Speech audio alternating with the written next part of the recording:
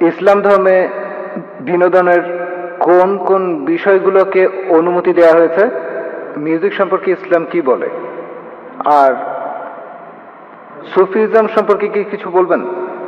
এটা কি ইসলামের কাঠামোর মধ্যে পড়ে নাকি পড়ে না? ভাই, আপনি হালাল বিনোদনের কথা বলছেন। বিনোদনটা আসলে আপনার দৃষ্টিভঙ্গির উপর। আপনার জন্য যেটা বিনোদন আমার জন্য নাও হতে পারে।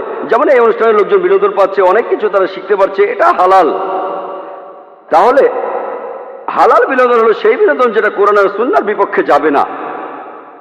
কোরআন আর সহিহ হাদিসে যেগুলোকে হারাম বলা হয়েছে সেগুলো মেনে চললে বাকি সব বিনোদনই হালাল। মিউজিক সম্পর্কে নবী মুহাম্মদ সাল্লাল্লাহু আলাইহি ওয়াসাল্লামের একটা হাদিস বলছে যে ডাব বাজানো ছাড়া অন্য মিউজিক নিষিদ্ধ। শুধুমাত্র ডাব, একপাশে খোলা ড্রাম, এটা বাদে অন্য মিউজিকের অনুমতি নেই। কারণ এই মিউজিক আপনাকে আল্লাহর পথ থেকে দূরে নিয়ে যাবে। যেহেতু এটা আপনাকে আল্লাহর পথ থেকে দূরে নিয়ে যাবে, তাই এটা নিষিদ্ধ। আপনার তৃতীয় প্রশ্ন ছিল ইসলাম ধর্মে সুফিজম। সুফি একটা আরবি শব্দ যেটা এসেছে সুফ থেকে। এই মতবাদটাও আসলে পথভ্রষ্ট। আগের উত্তরগুলোতে আমি বলেছি আমাদের কোরআন এবং সুন্নাহ মানা উচিত। তাই আপনি যদি এমন কিছু মানেন যেটা কোরআন এবং সুন্নাহয় উল্লেখ করা নাই, সেটা আসলে পথভ্রষ্ট। এর বেশিরভাগই পথভ্রষ্ট। আপনারা সুফিজমের যেসব মতবাদগুলো দেখেন, এর বেশিরভাগই পথভ্রষ্ট। এই মতবাদটা পবিত্র কোরআন আর সুন্নাহ মেনে চলে না। কোনো বিশেষজ্ঞ যদি এখানে কিছু বলেন, সেটা কোরআন আর সুন্নাহর সাথে মেলাবেন, অন্য কোনো উৎস নেই। সঠিক উৎস হলো কোরআন আর সহিহ হাদিস। কোরআনের অনুবাদগুলোর মধ্যে আপনার মতো সবচেয়ে শুদ্ধ অনুবাদ কোনটা, এ ব্যাপারে বলবেন? সবচেয়ে খাঁটি ইংরেজি অনুবাদ।